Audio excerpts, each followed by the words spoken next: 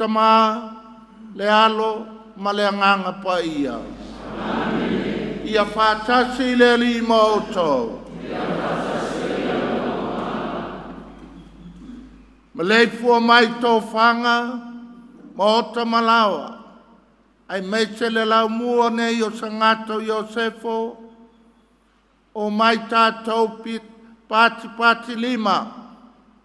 Ma ave le whaftai le atua, wau le so, na whai e le li, tātou te oli ma fia fiai.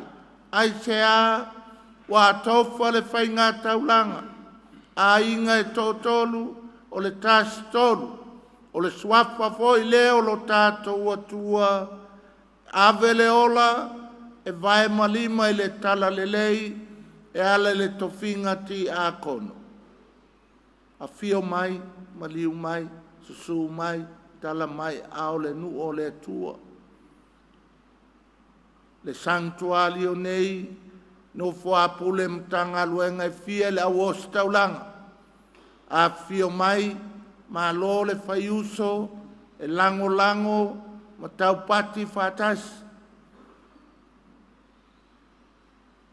Silvelion pentito matonio, tai ngane na yo tau Faletua, le lewo si i mai le fale si ngata, a fio mai, le afionga le Taitai fono, ma le mamalu, o le ainga ti a kono se o tātou puleanga, ma le vasenga o Faletua, le foi ua so tau au, sunga i whawhenga inga le au whainga luenga ngā lulue, o mai tātou te mio whātasi.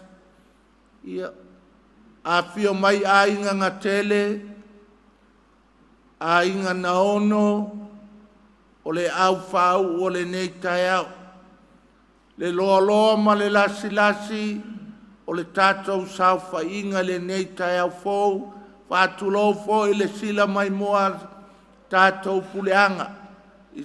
Tu mua ma pule, i le nofo amtanga luenga e fia, ia e taingane foi whātulou i a Samoa o sila mai. Na ua fionga whaftai ma le Faletua o tiria, ma le mamalu o le ainga sangato Iosefo, ia ua mamalu ne yasu, o no le tātou au whaipesa, le au whaipesa le laumua, la patia pata, a wale tātou sauninga. Io mai la ia, tātou whonoi le atua, pa ule tanoa lana kalasia. Io tātou tua whawhine tua ngane ouso. E a tofa i le nei aso, i le tofi ti a kono Tumau. Ia,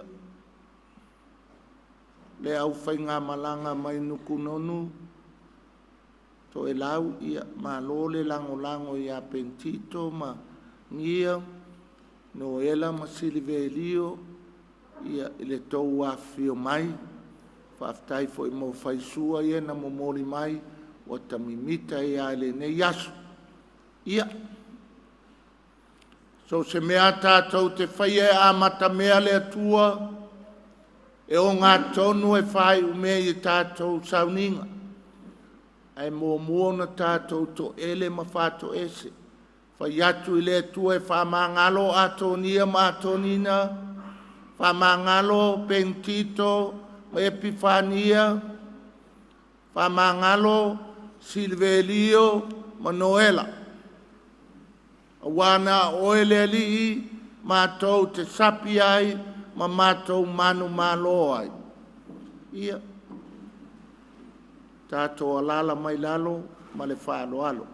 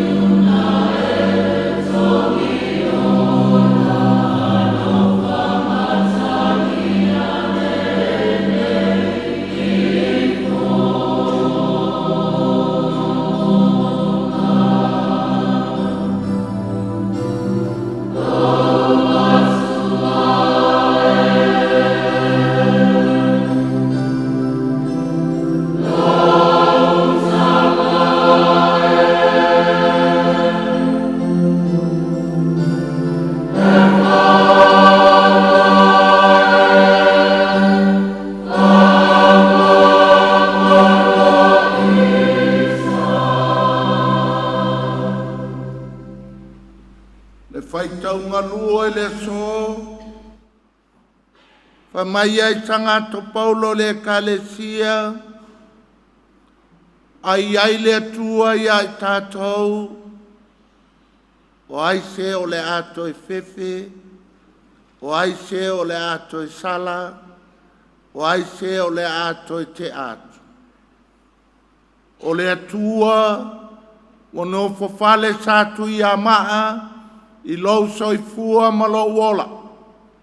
Mai le aso le tātou papitisonga, ua wha ato e le atua, lou soifua ma lo wola, o no le manu malo i le la au o le koluse. Ia lofa mai a te tātou le atua e ona le mana uma, fa mangalo tātou mai a tātou wangasala, ma tai tātou i le ola e whaavavau.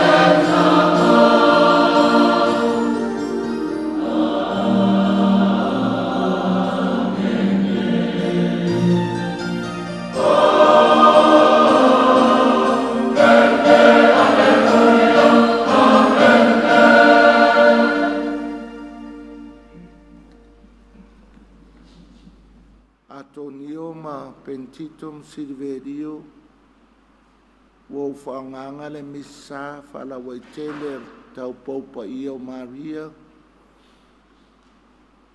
whai ele tau waso, ia vea pere tina taupou, tina o outou, ma le tina o le ekalesia.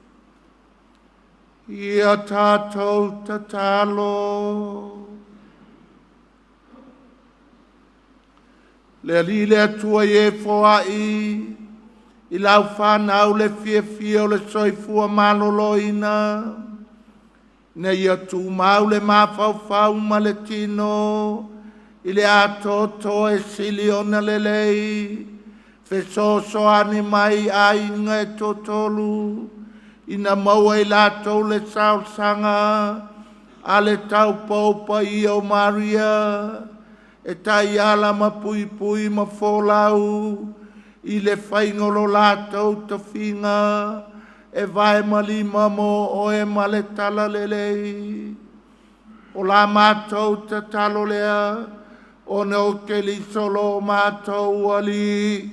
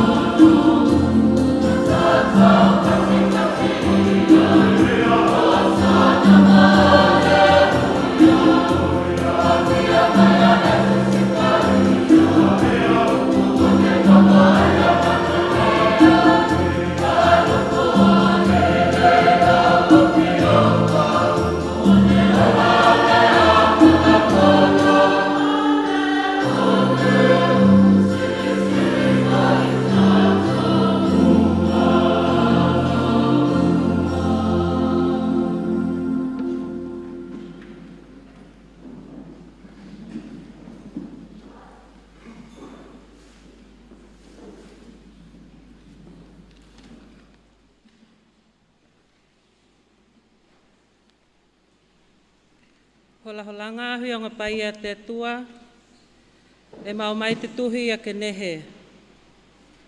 Ko te matua, ko te taulanga a pelamo, te tātou tamana o te hoka tua. Ko te atuana i a tohotohoa i a pelamo, na vangana atua ia, ka e tali mai ia, io ko au te nei. Ka vekoto ataliki na vangana mai ai te atua, tō ataliki e tokatahi ko i he ako. te e aloha lahi koe ki ei, ma olo ki te nuku o molia. Ko ki nā, ka momoli atu ai ia i heo taulanga mū, i lunga o he maunga, ka hokahino atu e au. I te pātunga ki te whenua na hokahino atu ki ei e te atua, na hau ai a pela amo he ale tale i ki nā, ma he au ni ai na hohuie.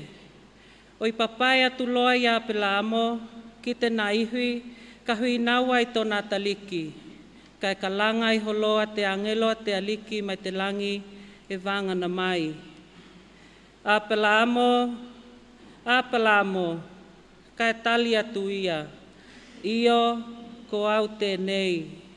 Ko tōli mana he pā atu ki tō ataliki, na he ke haia he au mea ke lawea ai, a wākua ko iloa, ko koe e mataku i te atua. Ko koe he ki hokahitsilele mai ki a te au ki tō ataliki e hokotahi. O i kiki la ke ai ki lunga i a pela amo, ka ia ki tea te punua mā moe, e lawe mai nā vaola talata mai ki a te ia. Tango atu loa i a pela amo, o i kau mai te punua mā moe, kua hehui aki ai ma tōna taliki. O i tutu loa tana taulanga. Ko te angelo a te aliki ko kalanga hokalua mai te langi. Ko au e tau tō atu lava, ko te aliki e vangana atu. Au wana ke hoaia tēnei mea, au wā kua he hokahitia koe ki a te au, ki tō ataliki e hokotahi. Ko te ia la, ka kōlilingi atua ni hokamanuianga e lahi ki o lunga. Ka kō hokatoka lahia tau hoanau, ve ko he tū o te langi, ma ve nā hoki ko te oneone o te matahoanga. Ko tau hoanau, ka toe mauani e tahi mea, mai nā hoi te toka o la tohuili. Ko nā tunu ku uma o te lalolangi, ka maua e la tou, nā hoka manuianga mai au hoanau. Ko te taui tēnā o tō hitaki. Ko te kupu tēnei e te aliki.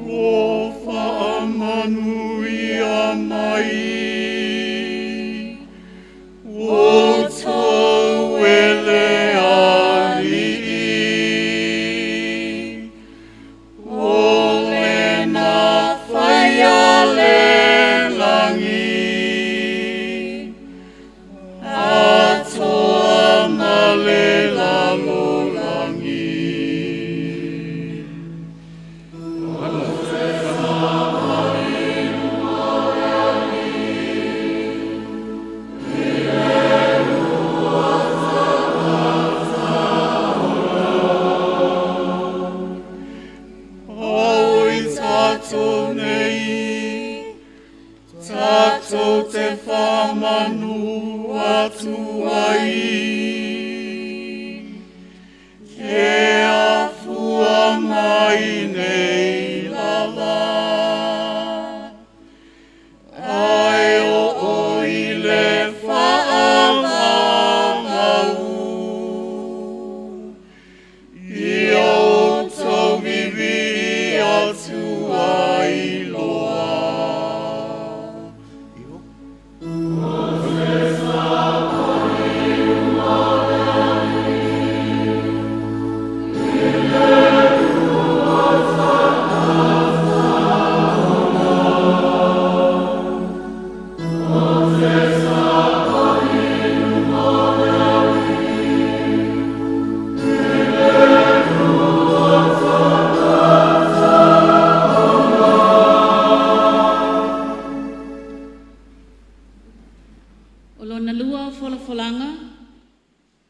Tusia Paulo ya Roma. Mata upu e walu, tolus fun matasi se yo atu ile tolus fun malfa. Ole matua, ole atua, sana le whaasaoina lona la walu. Ole nei, se asa tātou upu i nei mea. A whai ua au mai tātou le atua. O ai se whaasanga tau mai ia i tātou. O ia lava sana le whaasaoina lona lava alo. A ua tuina mai o ia, ona o i tātou umalava.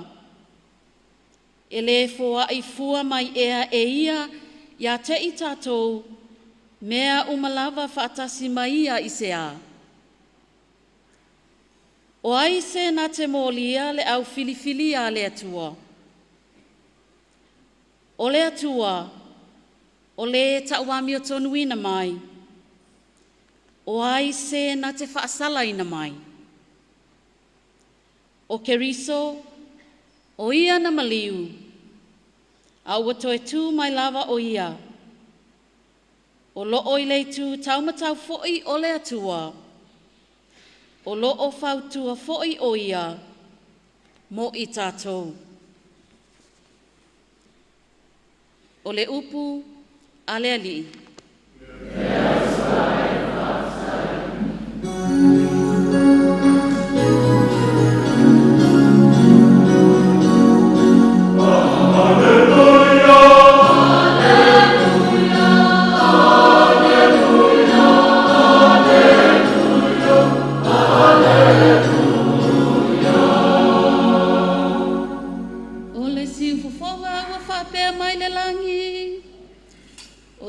Tali pelelena, ia o tau whalongo ia te ia.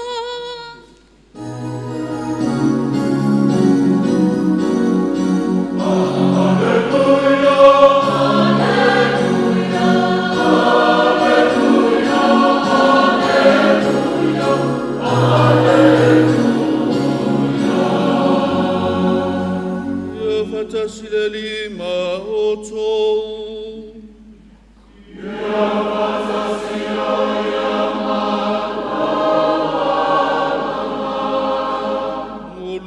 Fulanga mle vangilia Paia mareko.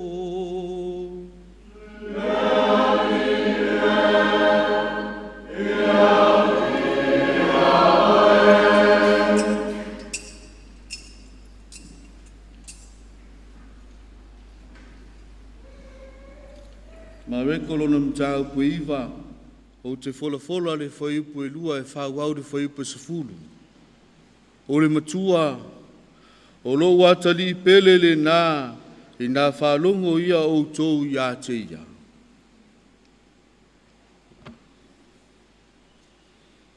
Ua mawai aso e ono aile Iesu ma Peteru, ma Iakopo, ma Ioani. Ua ia awa e a te lātou i le maunga maurunga. Ua nao i lātou lava. Ua di ua lea o ia i o lātou luma. Ua pupulo no ofu o matua pai lava. E le ai foi se tangata ta ofu i le lalolangi na te mawhaia o na whaasina whapena. O whaali mai fōi a te lātou e ria mamosi. O whetautala i lātou ma Iesu. O na whai mai leo Peteru i a Iesu rapie e le lei o na tātou i nei. Se i mātou whaia fōi ni whale a pitanga se tōru. O le tasi mo oe, o le tasi mo mosi, o le tasi mo e ria. Awa, ua ia le iloa se upu e whai atu i na ua mātautia i lātou. O mai fōi le au, o ufitia i lātou. Ona tulei mai leo le siufufonga mai le au, o whapea mai. O lo ua tali i pele le nā, i nā whalongo ia o tōu i ate ia. Ona whafua se i leo na wawai solo i lātou. O le to i loa se tasi, a o nao Iesu lava mai lātou.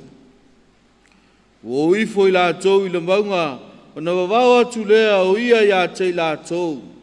Ne i lātou tau atu i se tasi mea sa lātou waaia. Se ia tū mai le atali i le tangata na ie woti. O na lātou ta ofi ai le i upu ma fesue ai. Pe se a le toe tū mai e woti. O le tala le leia le li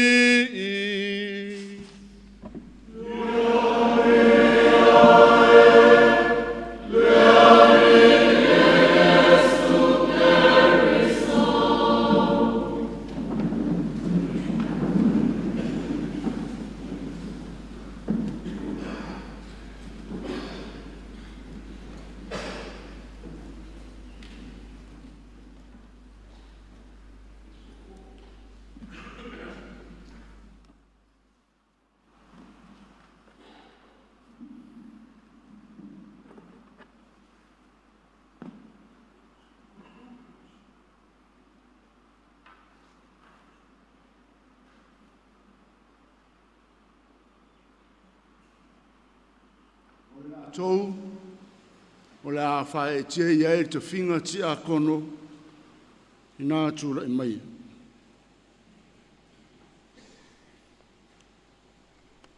Silvelio Sakaria,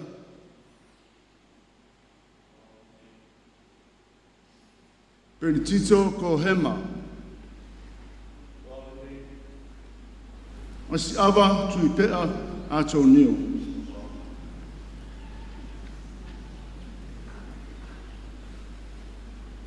Le tama wharoalo i nai.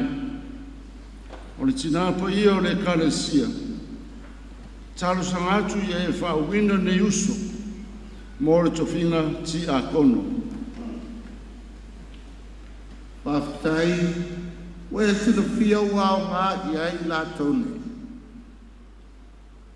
Ina o uma sua suenga mai le nuo keriso. Ha pel fina ngalo whaalia i la tō. Sa whaia onga i ati la tō. Au te molmo watuai, wa ngā la tō iai. E le ai se poto, e le ai se ata mai. Nā o le tātou whalangolango, i le fisosoani e le ali le atua, o le tātou whaolo Iesu Keliso. Mātou whiwhiri ai le nei, i lātou nei, tau le lea nei, mo le tofinga Tiakono. Aftai le tua.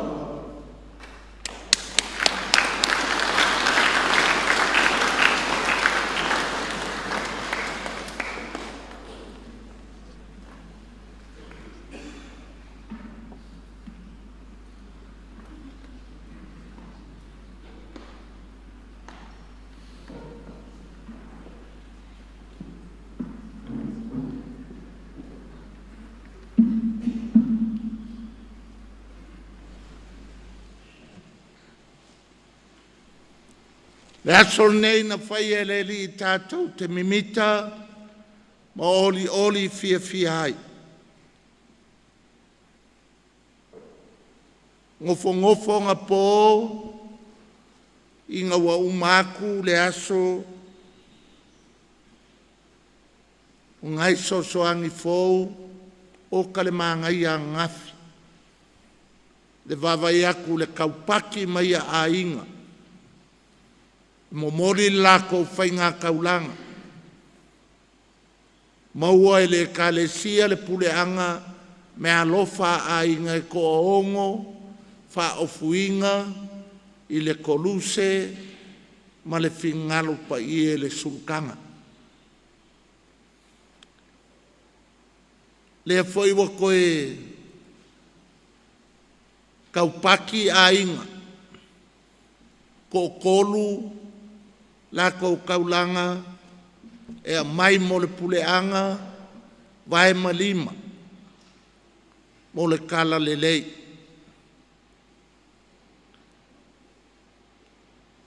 A kou sila le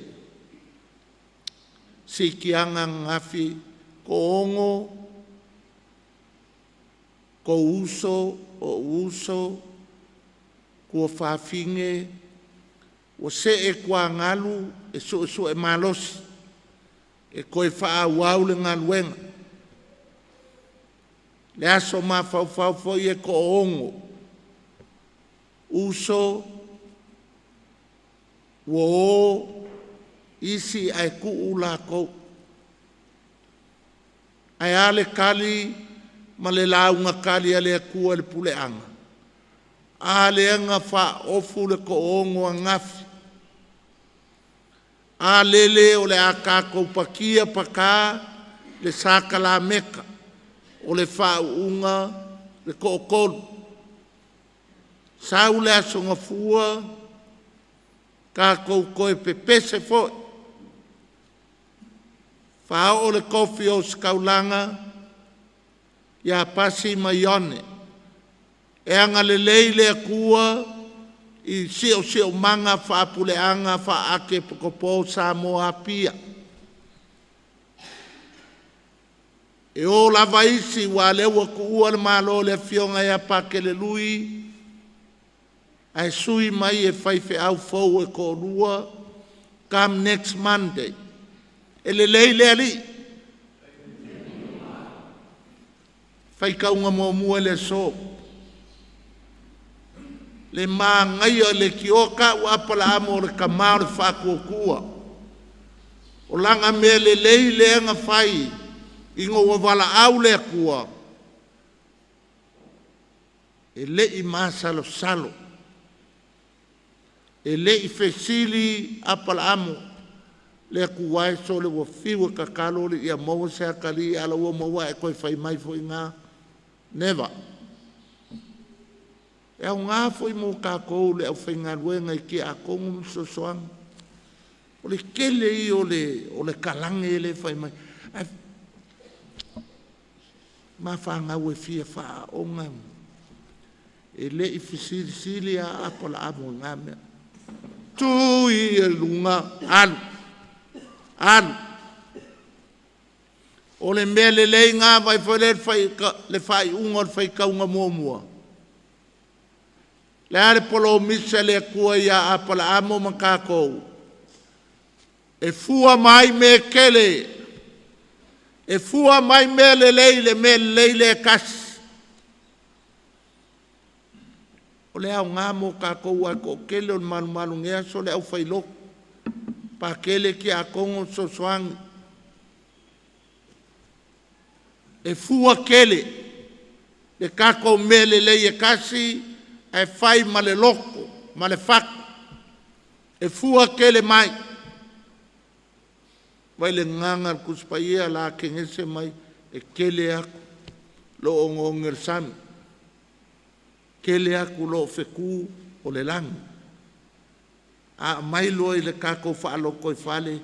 So se mea le leie ke whaia. E fua kele mai. E fua kele mai lo soi fua. Au aunga. Ka ko wo le salamu whakaria. Se koe pese kasi me al salamu whakaria i ngā la mo moi mai sole. Ko le lava mea ngā whinga oval pākia po.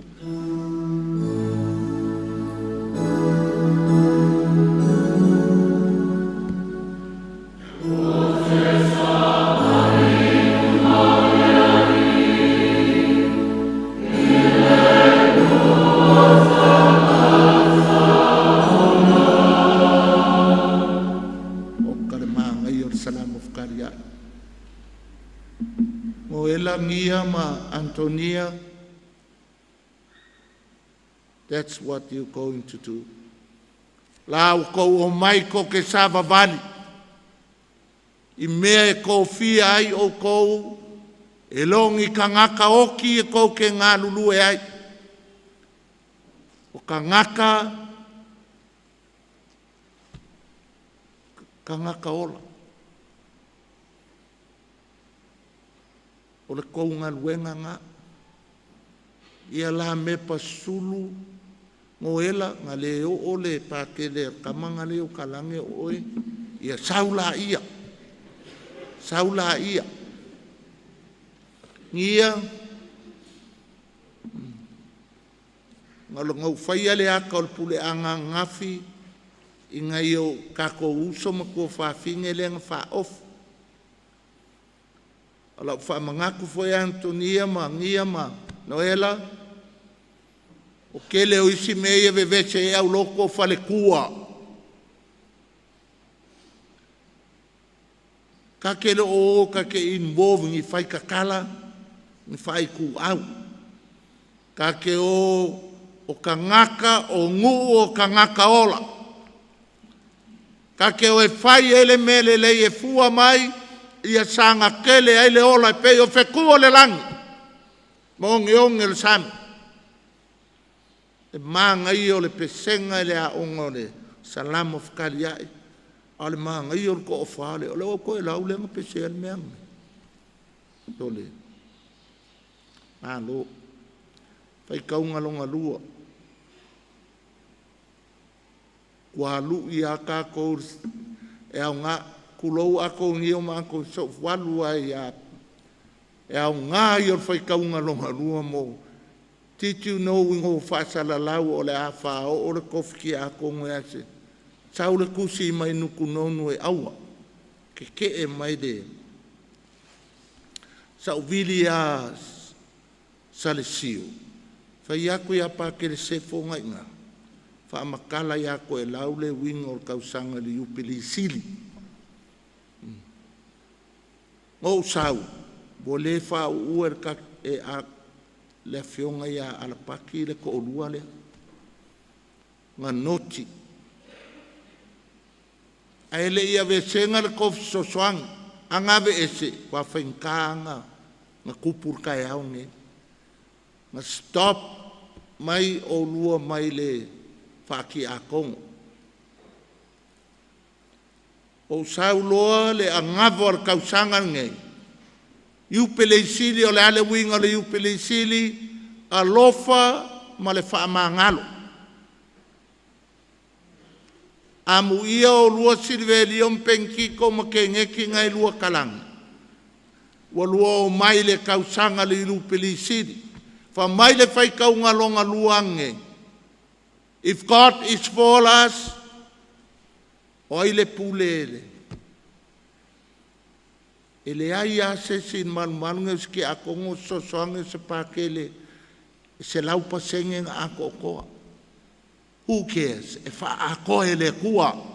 O le kua e wha o le alo kako vai, o le alo kako le a koa e top up e le kua. Ai metse lava le kausanga ngei. O le iupeli sili, nga whai e le kalesia e a kofa le alofa ma le wha mangalo. E au ngā mō kou. Po fefe o ke alu ko e lau ke ua whasia o le keke e ko e lau le asoro nge.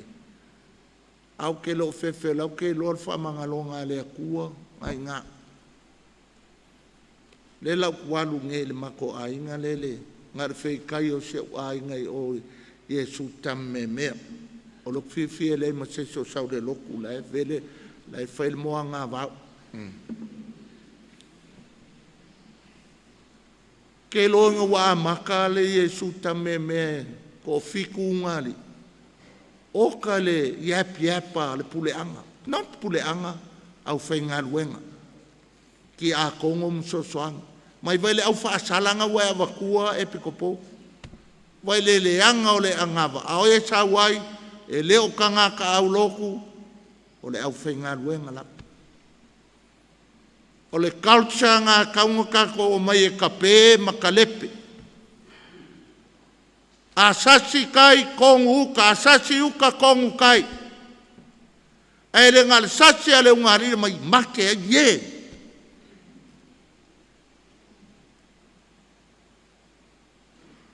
Inga wau tik box wale vang faila u kapeng penganga mole awaenga le. Ma lo le tik muri. O ngole angava o le kausanga le upedi. O whea koe kalunga wha o ure ki a Kongo this year, before 31st of December, or even the end of January. Wale ma lose o upo Paulo le kalesia, Paulo ya kako puleanga, Paulo ya nukunonu, if God is for us, aua kako ke whamasingo. Ingo nuku nonunga angelo ala ia a penkiko ma Silverio. Inga ka peo kaksa mo yang sal. O fe ko fka ngisi mai. Ia ainga ka ko puleanga. Ai mesia ka ko so soangim ki ako. Ko ia mai le culture le nga ka pakele mo e o fayuso. O le si ungari, o le mele kilo kwa pala ai. Wa koso alfa ili pu o le ungari ia. Po maua matelei, so se mele le e kase ke fai e fua mai. Ai sea, waka ke lo ngaru lue, ingi ngu mangi fangu oki. O le ka kou ke ngā lulua i me iai ka ngaka o lai soi fua maola. O ai ka ngaka ia o whanga ua le kua. That's us. O le ka kou a ngawanga. La walu lo le kofinga ki a kongo. Fa mai Francis o Asis. St. Francis. Malanga o le fia pākele. E high profile ke le whaonga i ranganga whainga. E high profile ke le kofi o skaulanga. So Francis remained a deacon all his life.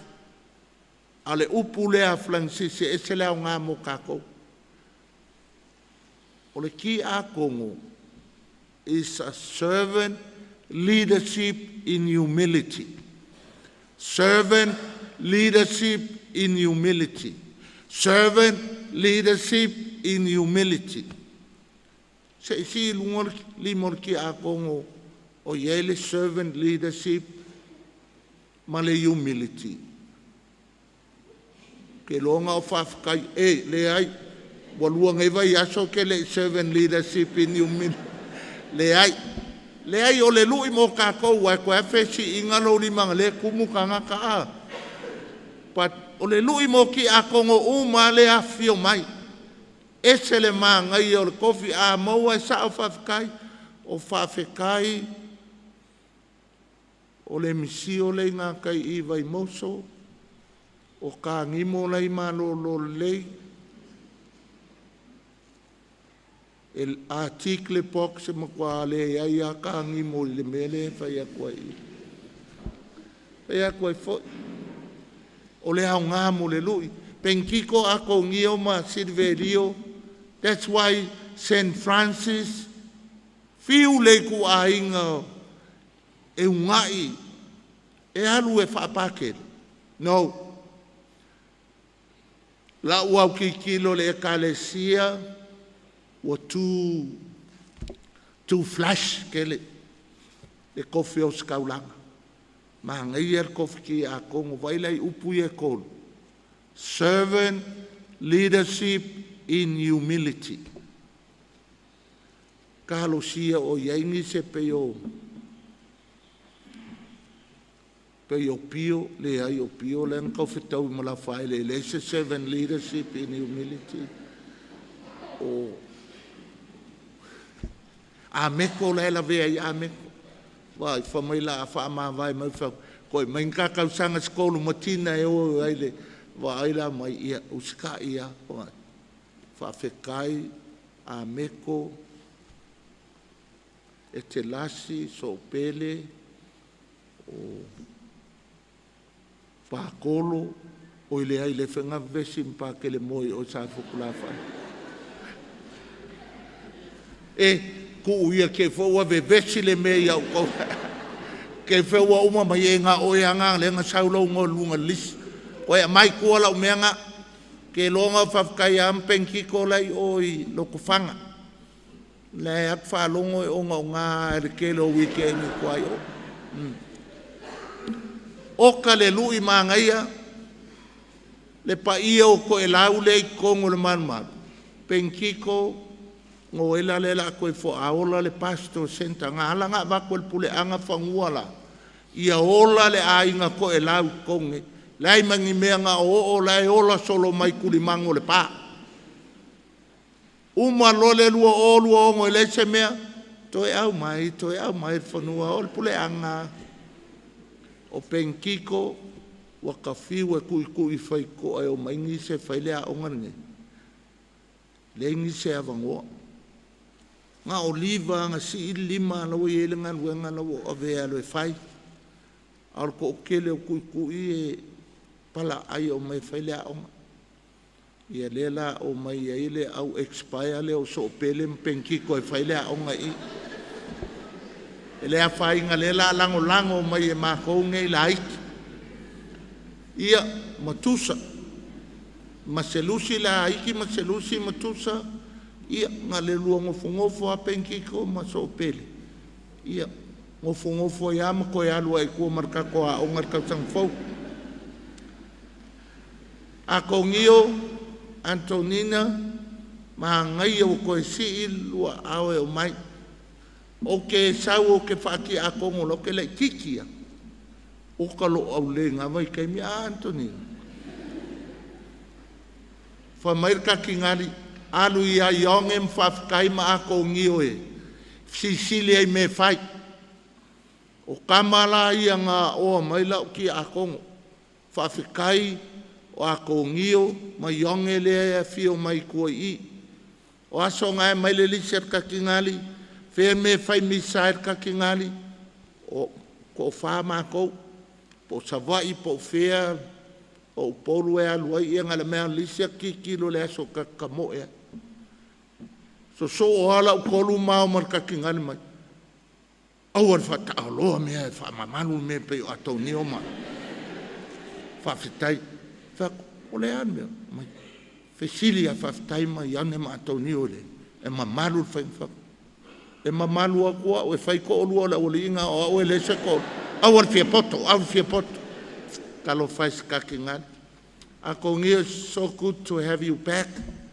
ko e kalma ko le vai ngan wenga fa ki a kongo e le kau ia pawal mea Antonia o ngosai e ke lo fa le kua ingei e ka ko pule am ke le ko e maua nga a 4-wheel drive wa me ia wa ia ne vai kai yongo saluki mu le wo feo ia fa le kua kai mingi ia la unga le fai anga fia to ni e ko ngi ale sai mang malo ai ka ko a mai le upo Francisi in humility le ka ko ka ingo au loku mai ekalesia dan in humility ele se poco ele se akamai Silvelio penkiko fai fa le lu kofu ai ke lo le fa pe mai ia reita anukunonu ma fakaofo ma ia me make le wa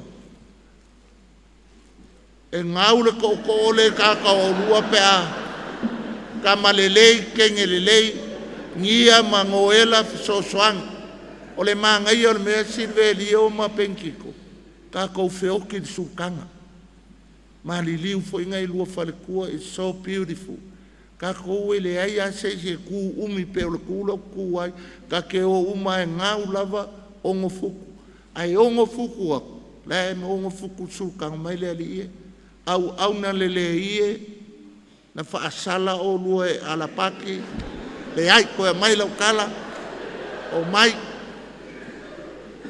le la fai la ngai ko elau o e fai kaule wing o kausanga nge amala malama la ia me mo lua kof We're not here to judge, pero fai kaunga whamei mā Paulo, ai a kākou lea kua, o ai e whaamasingo me a kākou. Kula i o kākou lima, ma kākou o e whaile kofinga, ia, you still got half a minute e change ele mind, e lela ulakulo e amaka whaftai, amaka le whaufungo le ausu, ma le whaaloalo, ma lole umsai, soa whaltama, ma le alo, ma le anganga pa ia.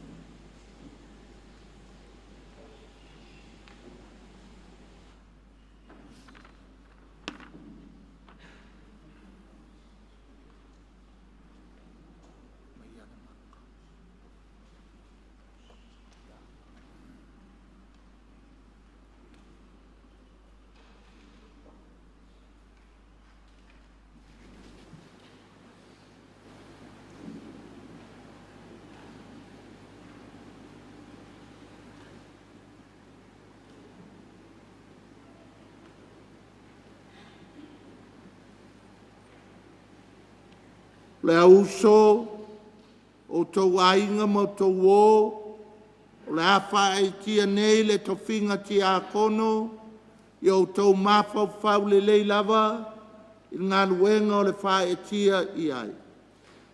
Le atalia e ia mai lato nei le malo si fau o le mea lofa le anganga pa ia.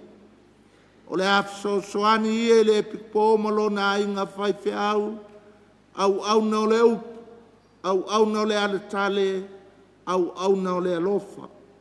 O le avei la tau au na tangata uma. Lona winga o se au na fata fai taulanga, o le a fola ia le evangelia, sa uniuni le taulanga. Tufa le sakala meto le tino ma le toto, i lona nu fa tutua. O le avea foi tau ngaluenga i le filifilinga le Akiepikopo e fola atu le upo le tu e tangata whātutua. Ma e le whātutua e Taitai whai ngā lotu whai tele. E baptiso e saunia ma whapa ia whai poiponga a watu le kominio whaoso malanga i e watali oti ma le Taitai inga o sauninga le whale lawasinga. A uma o na whaapa ieina ma whaeina lima, lea ua whaasolo mai ai tātou nei la ua apostolo, fusi la tai i le whata whai taulanga, o le a whai ai la tau ngā luenga o le alofa, i le suafa o le kopo, suafa o la ua taulanga, pule o matanga luenga. Mai le pāti nonga o nei ngā luenga uma, mai au tau loa, so o Yesu le na fio mai, e au na atu, a e le au na mai.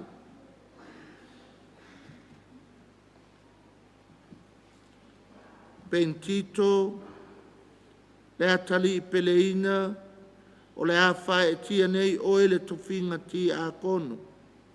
A tonio, le atali i peleina, o le awha e tia nei oe le tofinga Tiakono. Silivelio, le atali i peleina, o le awha e tia nei oe le tofinga Tiakono. O le ali ua tuina se whao onga leimo o tau, o le tofi Tiakono, o le a o tau au na atu i a keliso, walau loa i ona so e au na atu le tasi le isi. Ia whai le fina ngalo ma le loto foa, i o tau au na le atua ma tangata, i le alofa ma le fia. Ia i loa o tuina nau vale umo le tino, manu, o le ifo le tupua, mai le aise tangata, e au na i ni atua e tōrua. Whapei o tangata na whiwhiria lau apostolo mo ngaluenga, alofa i a vea o tau o loa le lei, i a tumu le poto le anganga pa ia e whaalia mo o tau abatu i lumo le atua, ma tangata ke liso, i aso uma ma aso faiso. Awane au tau solomuli, ai a tau whamoimoe maala le evangelia, a mata nei o na whalongolongo totoa, i le upo le tua, e lau ngai na foi. Ia tau fia mau whātua tua, misterio ma le loto mama. Ia tau whātino ngā luenga, ma fola fola le upo le ngutu, o lea la ma whai e le nuo ke liso. Muli muli ane, i le aso ngā taanga pe a whawheloa i le alii, o le a whaalongo i a te ia ma whai atu, Antonio Silvelio Pentito Malo Lava. Au na le ia ma le whamaoni u le whale mai i le fia fia o le ali.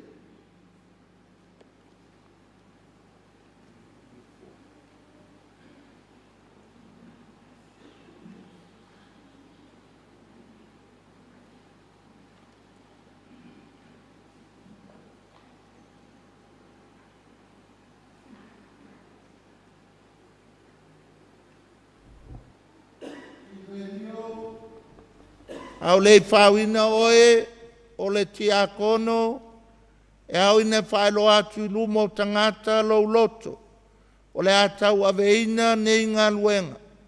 Pe ua tonu i lau loto e whawina oe ma ngā luenga le kalesia, ai le whaenga o lima, ma le mea lofa le anganga paia. O lou loto lea. E le la lunga me kanga kaleo ke le. O lou loto lea. Anga ia. Pe ua tonu i lau loto, le atalia le tofinga tiakono ma le loto mawalalo ma le alofa. Ina ia e sosoani ai le Akiepikopo ma whaife au, ma au na atu le nu o keliso. O lou loto lea, whatasi ma le sosoania le tua. Pe ua tonu Silvelio lau loto e tau fi misterio, o le whātua tua ma le loto mama, e peio na lapata ina le au apostolo, ma whailoa le nei whātua tua i upu, ma mionga whapei o na whao ina, e le evangelia, ma le talatu a le ekalesia. O lou loto lea, whatasi ma le sosoania le tua. Silvelio ua tonu i lau loto le a whātua. Ta mua pe i lo o langa le wha o ngā keliso. E ona le tino ma le toto e tufa ina i tangata. O lou loto lea, whatasi ma le sosoania le tua.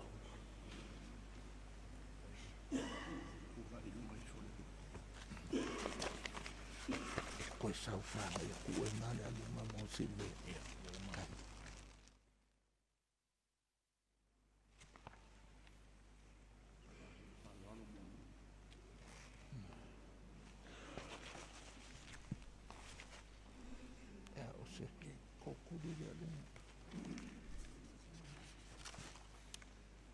Penkiko. Au lei whauina oe o le tiakono e au nei e whailoi lumo tangata lo loto le tau aveina o ngenga luenga. Pe ua tonu lo loto la whauina oe mga luenga le kalesia le whaenga o lima me mea lo whale anganga pa ia. O lou loto lea. Pentito ua tonu lo loto le atalia tof tiakono ma le loto mawalalo ma le alofa. Sosoani le Akiepikopo ma la wos taulanga au na atu le nu o keliso. O lou loto lea. Pentito ua tonu i lo loto e taufi misterio le whātua tua. Le loto mama peio na lapata ina le au apostolo fai lo le whātua tua i upu mamionga fa peio na o inga le evangelia ma tala tu o le ekalesia. O lou loto lea. Pentito o tonu lau loto e whaata i mua pēla o langa awa o ngā keliso e ona le tino ma le toto o le ae tufa ina i tangata. O lou loto lea, whatasi sosoania le kalis le tua. Thank you, sir.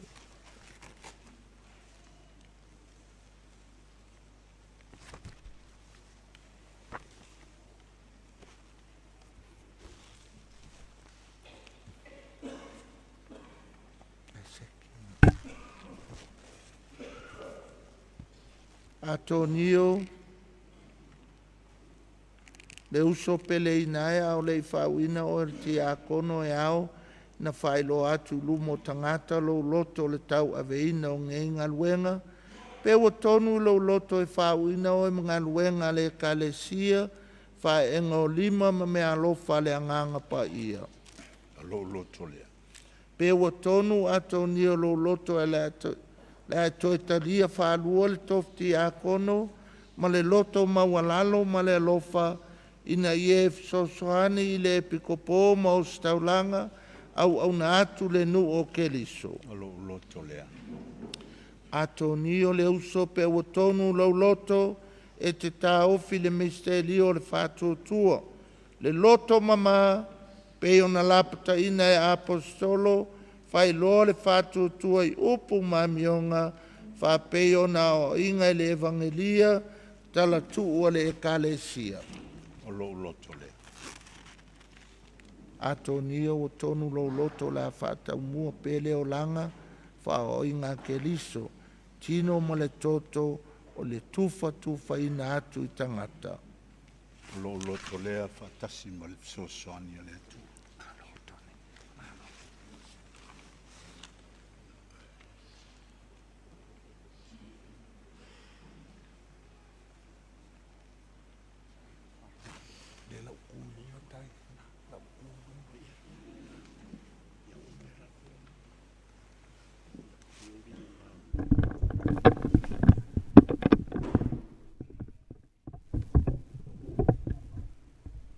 Silvelio, pe te fola mai le whaaloalo ma le ustai i a te au mo usui. Lo loto lea. Silvelio, pe te fola mai le whaaloalo ma le ustai i lau Akiepikopo mo usui. Lo loto lea. I alofa mai le tua le na amataina le ngaluenga le le ia te oe, e wha o ato e ia i lona atoanga.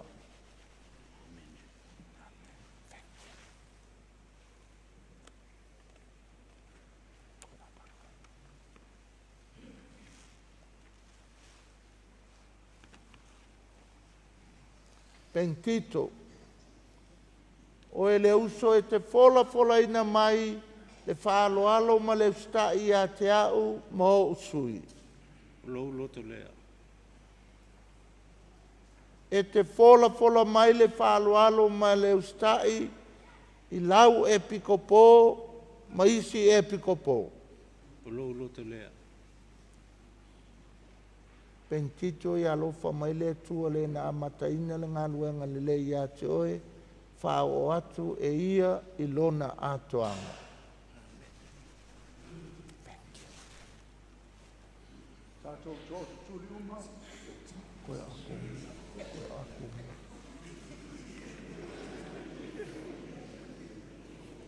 Kau kipi lo uso atai.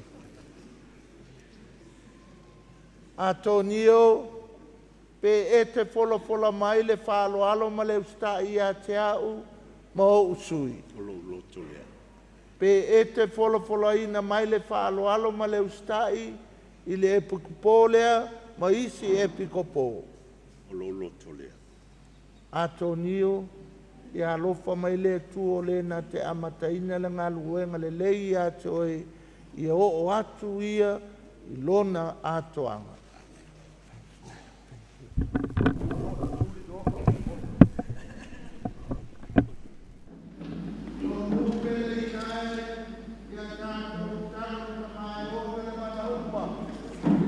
Mai lana whamanianga i runga o ana au na nei. Ia o talia le topinga pa ia o ki a kota.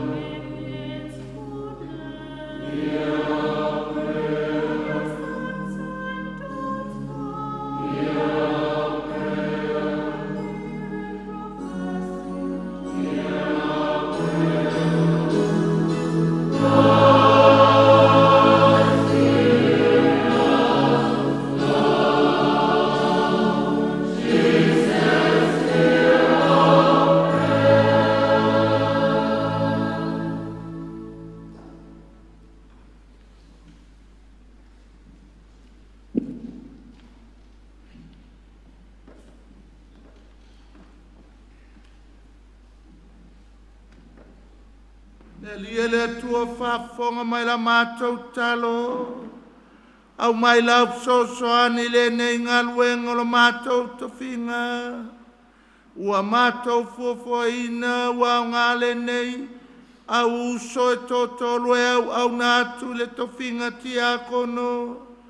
Mātou te ai o iatu e. Ie whapa ia. Ie whamanuia ia te ilatou.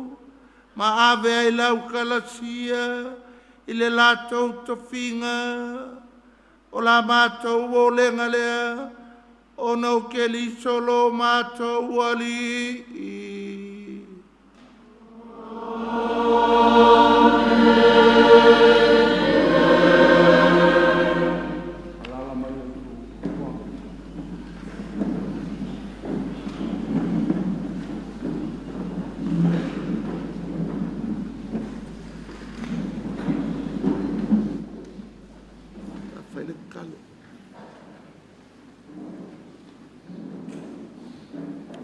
Le tua mana e whatasi mai le auso, mai mātou uma e lau mana, o e lava le punaanga o mamalu uma, o e lava le amatanga, o e lava le uma, o e whatonuina i mātou taitotasi, i lona tūlanga, o e foa i moi mātou taitotasi, lana ngā luenga, ia wheluilu wai ma mātou te patasi e whaile whafou ia ke liso. O e whatu inga ngā luenga le lei, o mamalu i lau suafa, au na le Afioga o whiwhilia nei whanau, i le a inga sa le vi, la tau te whaamanuianga, ma whai la tau o towhinga e whaavavau. Iaso mua lau e kalesia, whao sofoinga le anganga paia, apostolo lo walo, na tofi eina i la tau ina ia whalau i loa, ma whesoso ani i ngā luenga whale asoleali ie. Ie sila mai male alofa, nei au na, lea wa mātou whapa ia ina nei le towhinga, ti akono, e au nātu i lau whata whai Taulaga Paia. Le ali ie lilingi ifo le anganga paia, ie whamalosia i lātou, i au mea alofa, e tau ave i lātou ma le whamaoni i ngā luenga, i aso uma, ma aso whaiso. Ia lau i loa, i so o seitu lelei, le alofa whamaoni, le tō anga mō tangata mamai, ma tangata mativa. I le amio e lelei, mai le paianga o lātou o langa. Ia ataina poloa inga o lona o langa. Le ali i lo mātou atua ia wha mausali, tūtū mau i lātou ia keriso. A vatu le lalolangi le moli mau o le loto mama, ia wha taitai le nei o langa i lona alo. A fio mai ina ia au na mai, au ale au na atu. Ia au na atu e au ale au na mai. Ma ia manuia i aso whatasi malelangi. O le mātou tatalo lea o no keliso. Lo mātou wali i.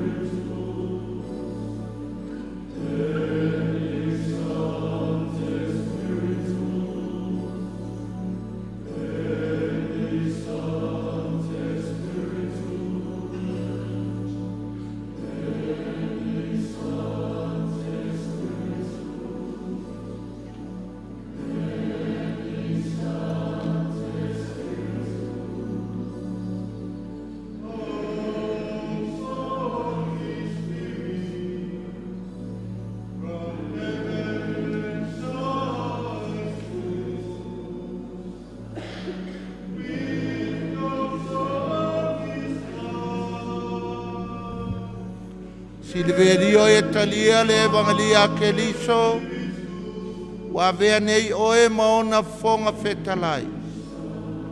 E fatu tua mea uma, o e faitawina. Ma e ao atu I mea, o e fatu tua iai. Ma e fatino I mea, o e ao atu. Ile swafa o Yesu. Amen.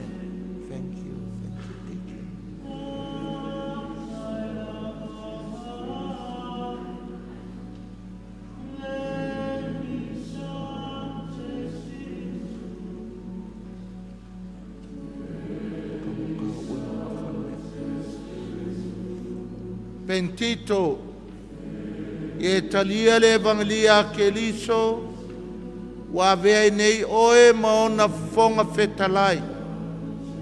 E fatu tua I mea uma, wa e faitawina. Ma e ao atu I mea uma, wa e fatu tua iai.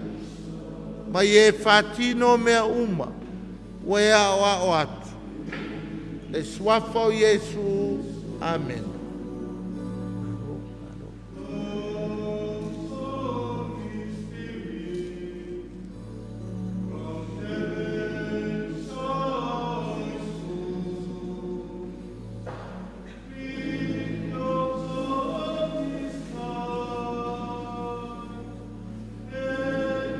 Matonio, e talia le evangelia ke liso. Ua vea nei oe maona fonga fetalai. E whātuatua i mea uma o e whaitawina. Mai e ao atu i mea o e whātuatua i ai. Mai e whātino mea o e ao i ai. Le swafo Yesu. Amen.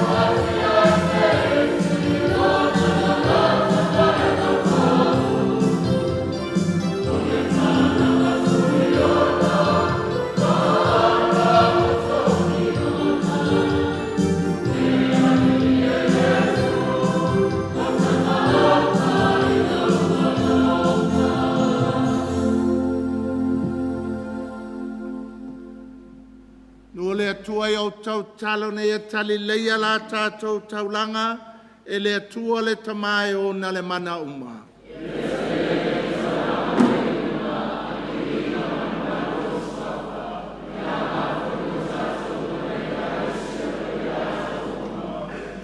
E tamae, whanau ngō ke liso le whao, lo loto ino le alofo le tina tau pou mo oe, ma whātele ina ai mo i mātou. Ia vele winga tangatou ke liso, ma wai mātou le loto tele, mātou te tepatas, la mātou au nanga i la uafio. O le mātou o le ngalea, o no ke liso lo mātou ali.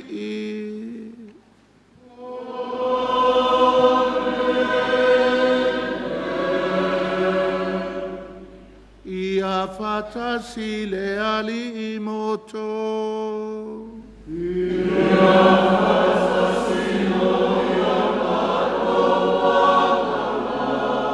Inasia io to loto.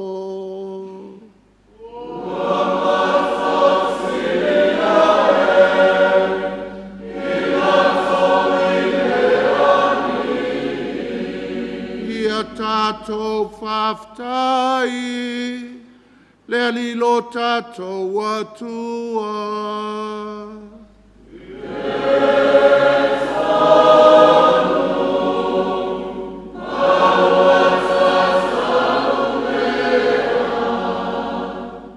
Le tamau le atua soifua whawa we o le malosi malava, e mimita I mātou e whaftai ia te oe, o no ke liso. Le whamanuina, le whamanatunga, o lo mātou tina o le tau paupa ia, e mita mitanga whailoi mātou, le whaalo alo I lana pese whaftai, mātou te ifo le ofo fongia, o mewa e whaia mo I mātou, lo mātou to whinga, o mautu whaanga I mātou uma, o le au o staulanga, vasenga o Tiakono le au whainga luenga e mimita e whai taulanga e la ua fio ono le taulanga wa atoa ke liso. Mafuanga ia mātou whātasim, angelo malika angelo, au pai au mai le langi, au latou suina la latou pese whai tumau, o louvi inga.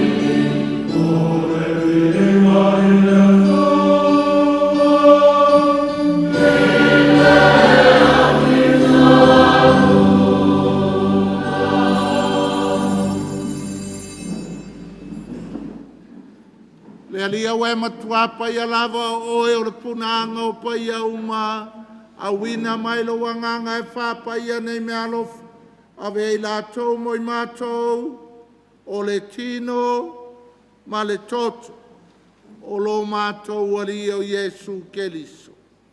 Au le tui nātou ia le oti na ia talie lo na lava malie na tango ia le areto ma vatu ia te o ele whaftai. Tofi e ia le areto ma vatu lo na au soo ma le whape atu. I nāwhtango fia iai o tau u malava ma ai iai o lo tino le nei e fo I nātu mo o tau.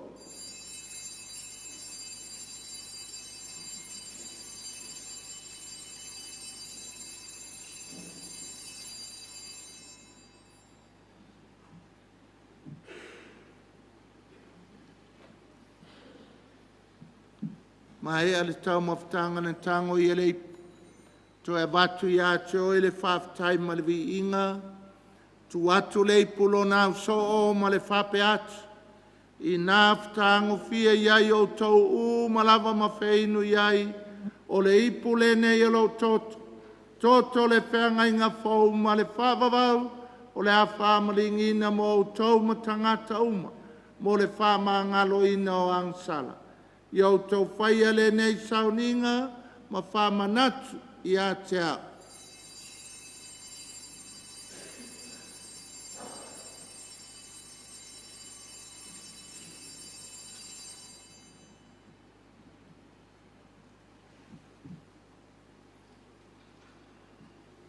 O le misteri o le whātua tua.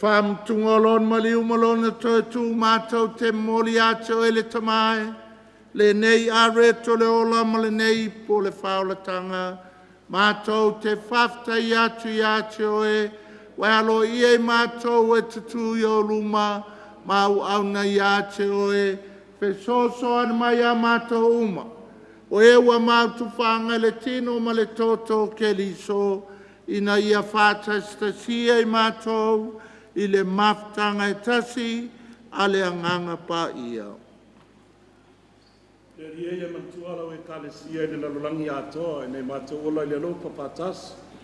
Ma leo le sipul manwhala mātou tuma pa ia, Mosese Vitolio tuli le mātou Akiepikopo, e maise nei toa ina saa o malawa.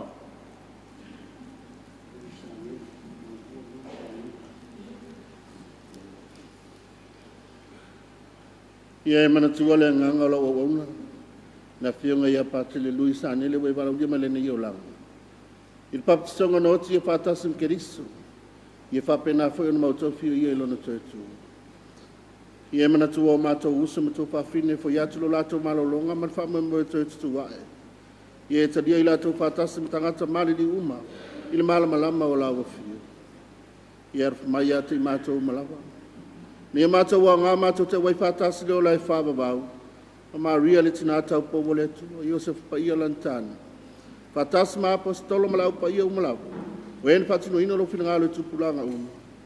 Mātou te whiawawi i whanene whātasi me lātou i lawa whio, na lātou lo walo o Yesu Keriso.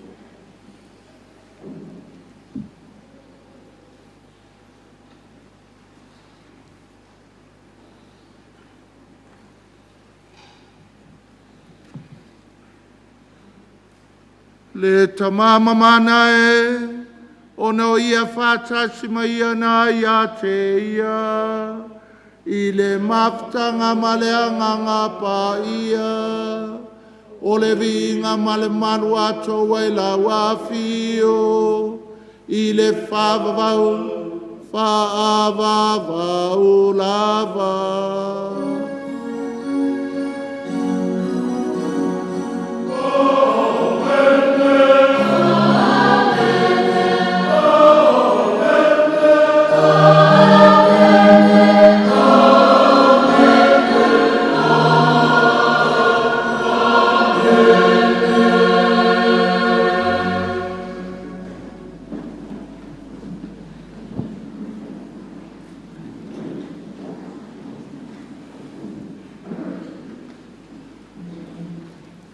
Ia tātou talo ma le whalongolango le tama, le tatalo nawa o ke liso mo i tātou.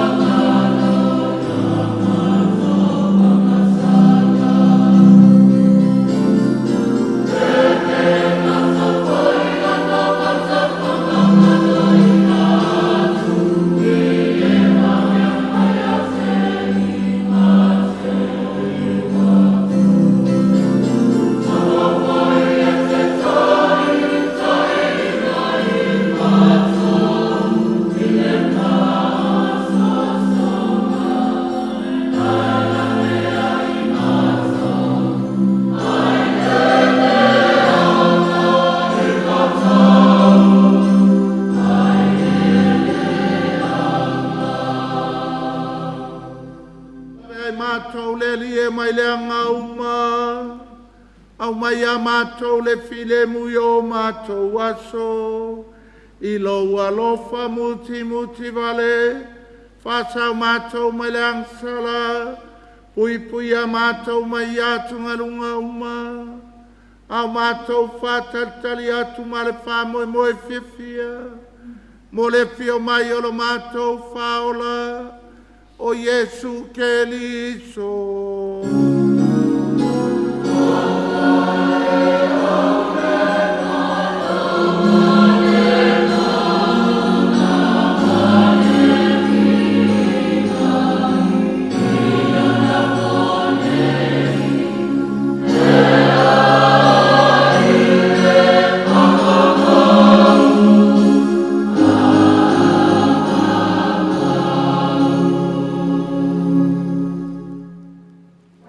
Le alia Yesu ke liso ne whai atu lo apostolo.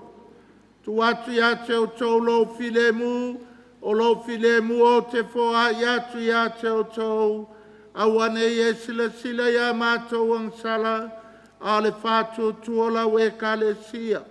Au mai a mātou le filemu, le tasi o lo malo, le we soi whoa i le whāwawau, whāwawau lava. Ia ia te au tau tū mau le alofa o ke liso. Atou whai loa nei le whai longa le filemu.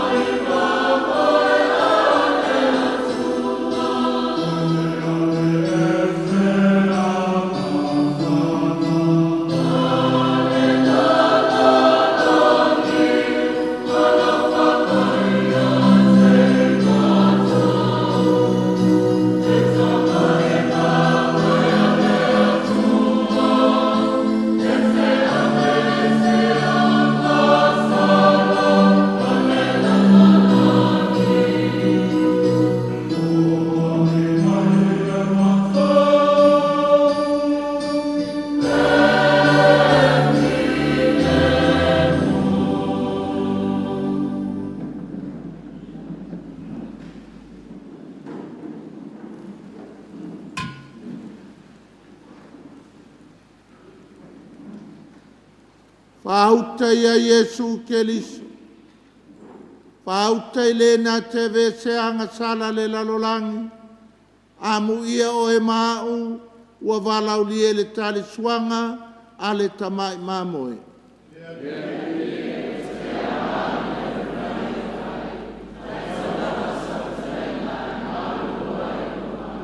A vea tino ma le toto ke liso maua uma lava i tātou, le ola e whāwawau.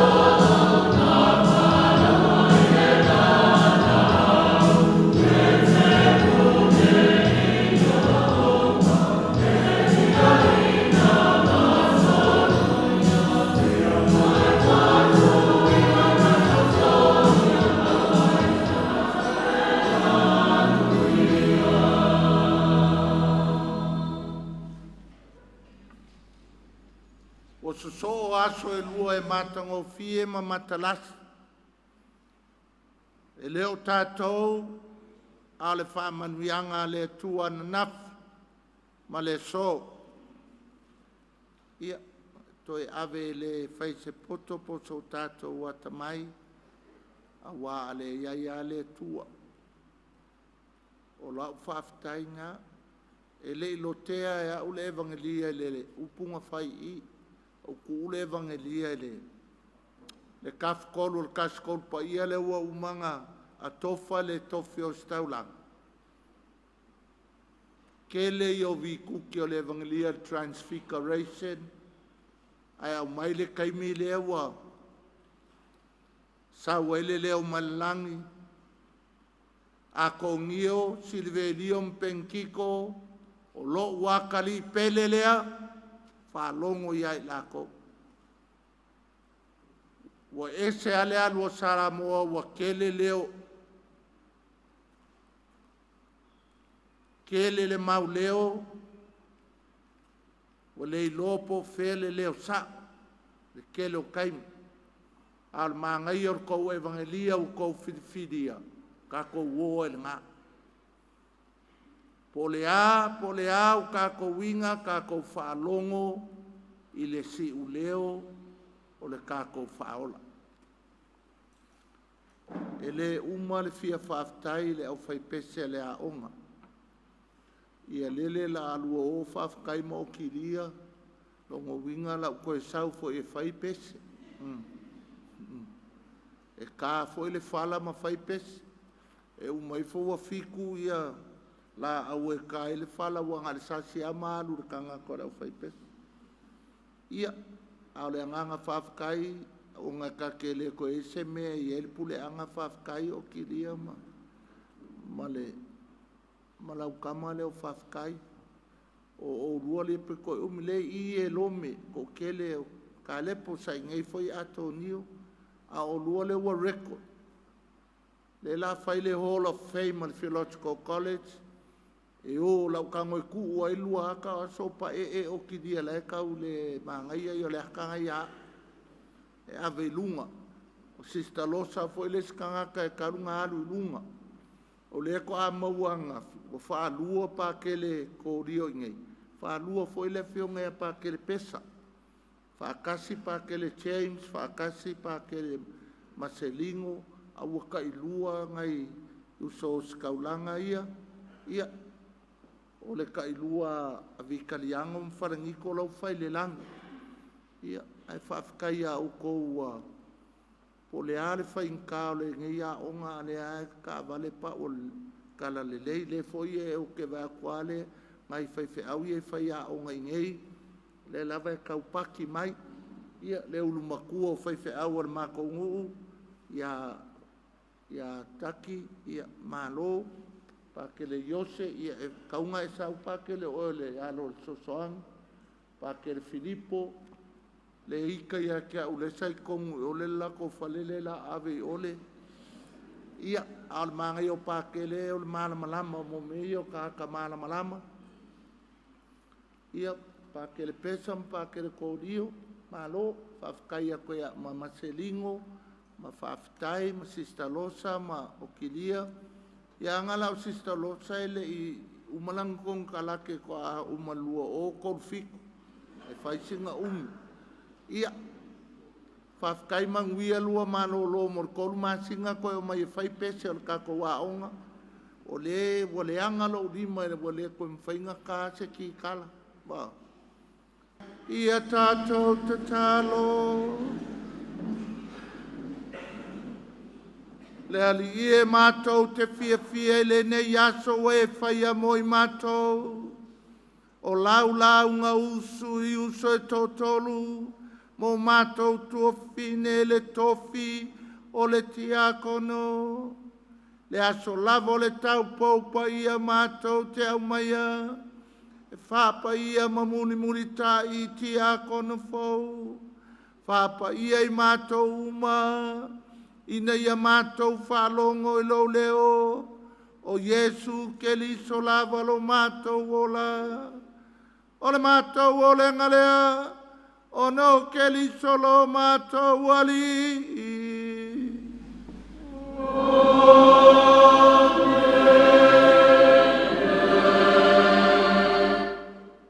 Fatasi le ali mauto.